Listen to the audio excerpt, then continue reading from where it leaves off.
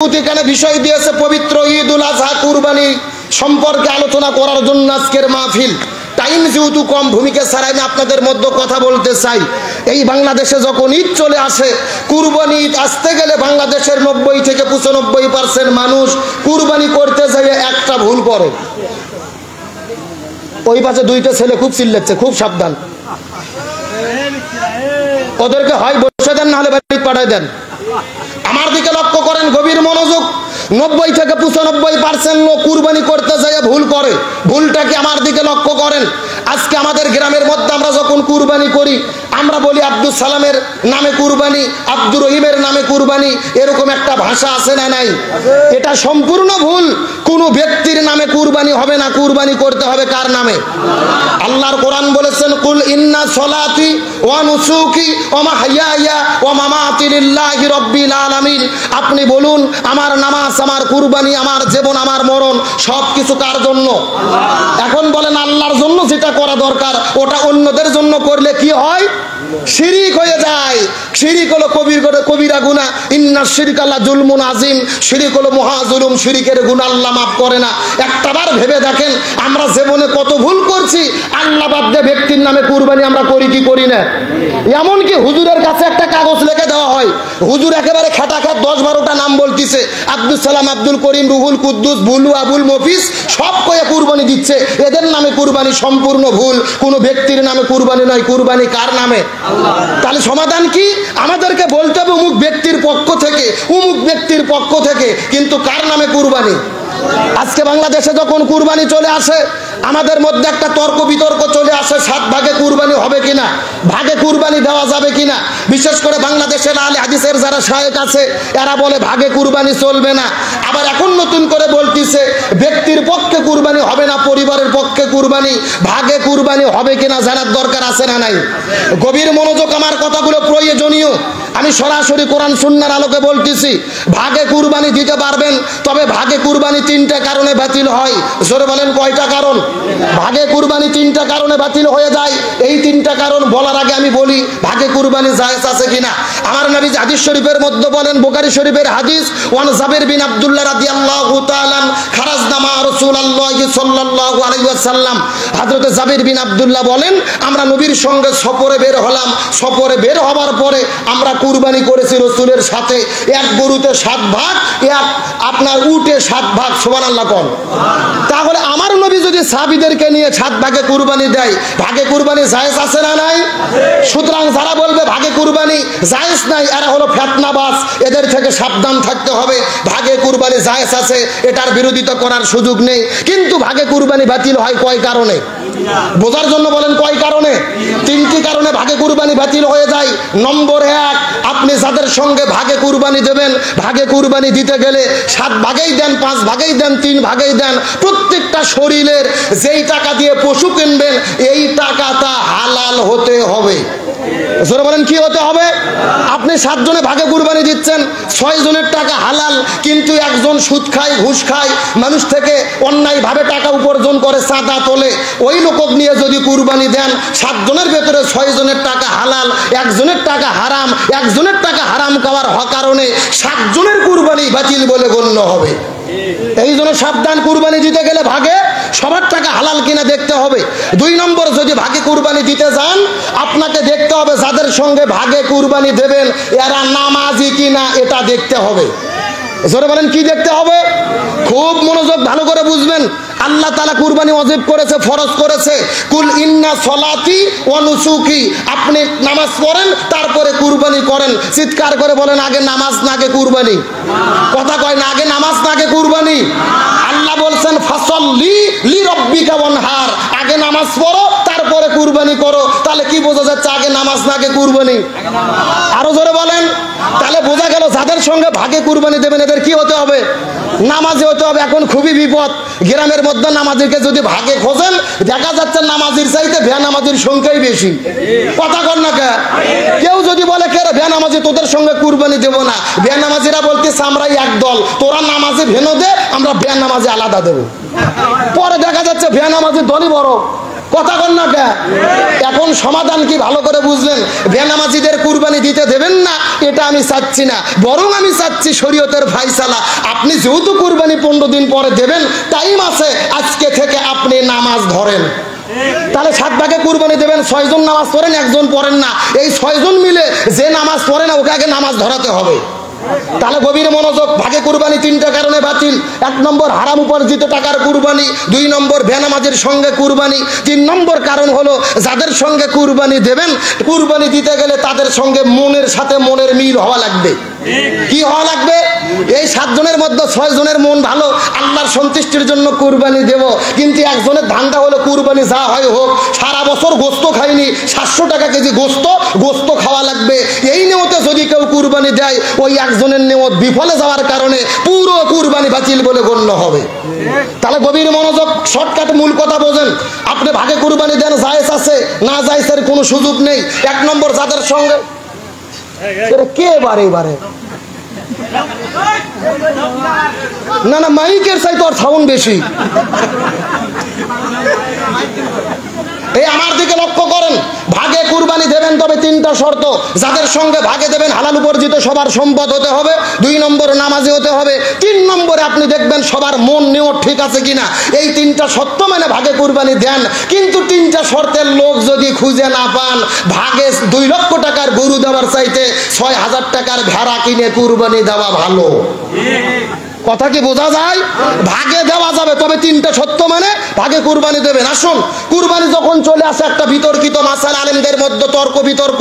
আমরা 3 ভাগ করি কুরবানির গোশত, 3 ভাগ করা জরুরি কিনা, 3 ভাগ না করলে কুরবানি হবে কিনা।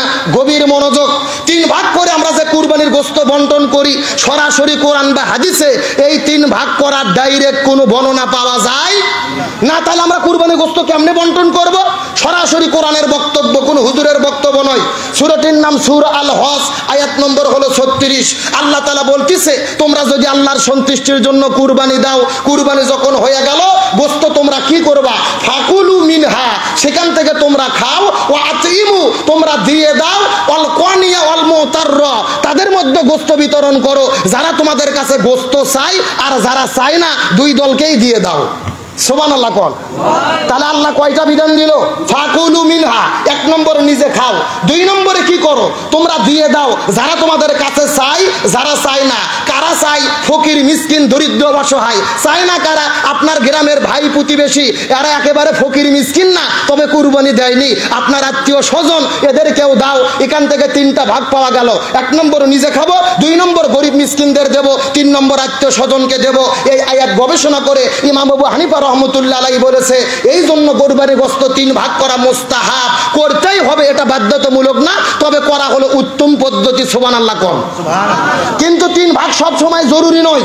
আমার দিকে লক্ষ্য করেন, এই যে আমার প্রিয় ভাই মাওলানা মুজাহিদুল ইসলাম এইবার একটা কুরবানি দেবে, 1 লক্ষ টাকার গরু, গোশত হয়েছে 3 মণ, এর বাড়িতে সদস্য 2 জন, জোরে কোন কয়জন?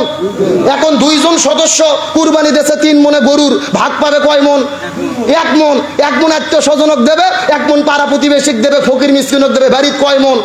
1 মণ। এখন বলেন তো 1 মণ গোশত কি এই মাওলানা 2 জন মানুষ খেতে পারবে? তার মানে বোঝা গেল এই হুজুরের জন্য 3 ভাগ নয়, এই হুজুরের কাজ কি? বাড়িতে 2 জনে 20 কেজি রেখে দেবে, পুরো গোশত গরিবদের দিয়ে দেবে, এটাই হলো শরীয়তের উত্তম ফায়সালা। আবার আমার এই পাশে বসে আছে মাওলানা নূর নবী, এই একটা ছাগল কুরবানি দিয়েছে, বাড়ির সদস্য 10 জন, ছাগল কুরবানি করে গোশত পাইছে 3 কেজি। কয় কেজি? এখন 3 কেজি গোশত পাইছে, 10 জন লোক রান্না করে একবার বসলেই তো পেট ভরবে না। এখন এ যদি 3 ভাগ নাও করে 10 কেজি গোশত 2-1 কেজি দান করে বাকি 8 কেজি খাইয়ে ফেলে, এ খাইয়ে ফেলতে পারবে। তার মানে প্রধান শর্ত, প্রধান ফায়সালা ইসলামের বিধান হলো খাবো কম দেব বেশি, এরই নাম হলো কুরবানি। 3 ভাগ করা উত্তম, তবে আমাদের চাহিদা থাকবে আমরা খাবো কম দেব বেশি, এই শর্ত যদি থাকে কোনো সমস্যা হবে না। কিন্তু যখন চলে আসে আমাদের মধ্যে তুমুল তর্ক বিতর্ক, হুজুর কুরবানির গোশত 3 দিনের বেশি খাওয়া যাবে কিনা, কুরবানির গোশত ফ্রিজে রাখা যাবে কিনা। এমনও লোক আছে কুরবানি দিয়ে সারা বছর ফ্রিজত গোশত দিয়ে খায়, এইরকম লোক আছে না নাই? আরে ভাই, যারা কুরবানি দেয় এদের ধান্দা বাদ দেন। আমাদের গ্রামে কিছু লোক আছে, ওরা গরু কুরবানি ছাগল কুরবানি দেয় না, কিন্তু কুরবানির আগে ফ্রিজ কেনে। জোরকন কি কেনে? একদিন জিজ্ঞেস করলাম, কে ভাই তোমার কুরবানি নাই, ফিরিস কে? ও বলতেছে, হুজুর আপনি কুরবানি দিয়েও যা, আমরা না দিয়েও তাই। মানে আমরা কুরবানি দিয়ে 7 ভাগে গোস্ত ভাগ পাই 8 কেজি, ও কুরবানি দেয় না, বাড়ির সদস্য 10 জন, 10 ভাগ পাইয়া গোস্ত হয়ে গেছে 25 কেজি। দেখা গেল আমার ফ্রিজের তলা ফাঁকা, ওর ফ্রিজ ভরা। কথা কন না কে? এখন আসেন শরীয়তের মাসলা কি?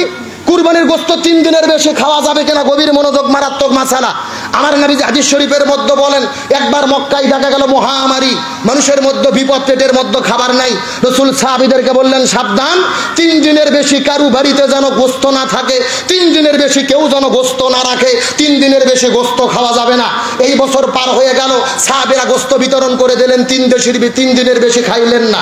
পরের বছর আবার কুরবানি আসলো, লক্ষ্য করে দেখা গেল মহামারী নাই, পরিবার ভালো, এলাকা ভালো, দেশ ভালো। তখন রাসূল সাহাবীদেরকে বললেন, তোমরা কুরবানি দিয়েছো, এখন তোমরা কি করো? কুলু, এখান থেকে খেয়ে ফেলো, এখান থেকে তোমরা তোমাদের ইচ্ছা মতো, তোমাদের সামর্থ্য মতো, তোমাদের মন মতো, তৃপ্তি মতো এখান থেকে তোমরা খাও। তারপর ওয়াত ইমু, তোমরা কিছু বিতরণ করে দাও, ও আদ্দাখিরু, কিছু তোমরা সংরক্ষণ করো। সুবহানাল্লাহ কোন? এখানে বিধান কয়টা হলো? 1 নম্বর কুলু, খাও; 2 নম্বর ওয়াতিমু, দিয়ে দাও; 3 নম্বর আদ্দাখিরু, সংরক্ষণ করো।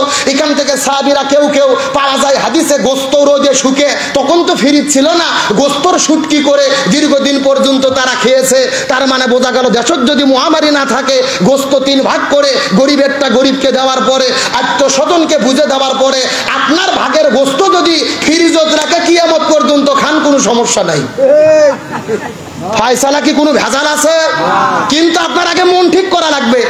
আপনার নিয়তে যদি থাকে, গরু একটা কুরবানি দেবো, সারা বছর 700 টাকা কেজি গোস্ত কিনতে পারি না, ফ্রিজ ভরে থবো, বিটি জামাই আসবে, বিয়ে আসবে, ইচ্ছা মতো খাবো, ওই নিয়ত করলে তো কুরবানি বাতিল। তার কারণ আল্লাহর কোরআন বলেন, লা ইয়ানালাল্লাহু লুহুমুহা ওয়ালা দিমাউহা ওয়ালাকিন ইয়ানালুহুত তাকওয়া মিনকুম কাযালিকা সাখখারাহা লাকুম লিতুকাব্বিরুল্লাহা আলা মা হাদাকুম ওয়া বাশশিরিল মুহসিনিন। আল্লাহ বলে, তোমরা যেই কুরবানি করো, এই কুরবানির গোশত, চামড়া, রক্ত কোনো কিছু আমার কাছে আসে না।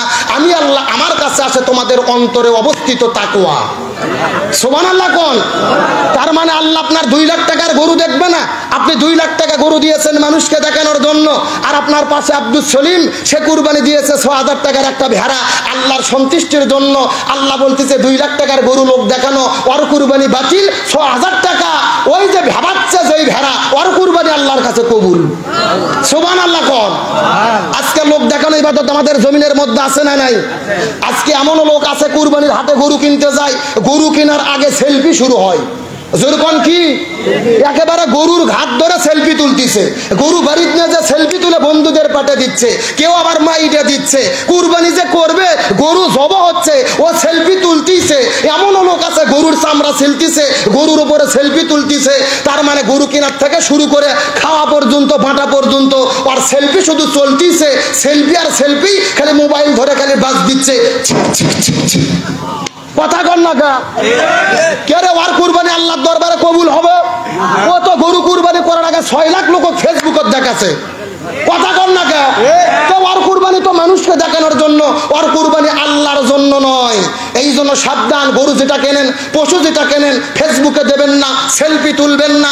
ঈদের দিনে জবে করার সময় সেলফি, গোস্ত বাটার সেলফি, রক্ত মাতানোর সেলফি। আবার কিছু কিছু যুবক গত বছর দেখলাম, একটা করে আপনার টি-শার্ট বানাইছে, পেছনে লিখে দিয়েছে 1 দিনের কষাই। কয় দিনের কষাই? মানে ওরা নাকি 1 দিনের কষাই হয়েছে। ইচ্ছা মতো গোস্ত নিয়ে খেলাখেলি করতেছে। অনুভূতি আনার বিষয়, হযরত ইব্রাহিম আলাইহিস সালাম ইসমাইলকে কুরবানি করেছে, ওই অনুভূতি নিয়ে যদি কেউ গরু কুরবানি করে, সেলফি তোলা তো দূরের কথা, চোখের কান্না বন্ধ করতে পারবে না। সুতরাং সেই অনুভূতিকে আমরা অন্তরে আনতে পেরেছি। এই জন্য বলে, লোক দেখানোর জন্য সেলফির কোনো কাজ নাই, এগুলো কাজ করা যাবে না, এখান থেকে আমাদেরকে দূরে রাখতে হবে। আবার কুরবানির ঈদ যখন চলে আসে, আমরা কুরবানির দিনে এমন খাওয়া খাই, পেপসি 7 আপ না খেলে গরু গোস্ত হজম হয় না। কথা কন না কে? মানে ঈদের দিনে দেখবেন, বিটির বাড়ির যাচ্ছে বাপ গোস্ত নিয়ে, 1 কেজি গোস্ত, সাথে 2 লিটার একটা 7 আপ। আমার রাসূল বলেছেন, খাও তোমরা পেটকে 3 ভাগ করে, 1 ভাগ খালি রাখো, 1 ভাগ খাও, আর 1 ভাগ পানি খাও। আর আমরা এমন মুসলমান, এমন খাওয়া খাই, 7 আপ না খেলে গোস্ত হজম হয় না। তারপরে দেখবেন, সারা বছর যত রোগ না হয়, ডাক্তারের কাছে রুগী না যায়, কুরবানি ঈদের পরে রুগী ভিড় জমে যায় লাইন ধরে। তার মানে বোঝা গেল বেশি খাওয়ার জন্য রোগ চলে আসে না।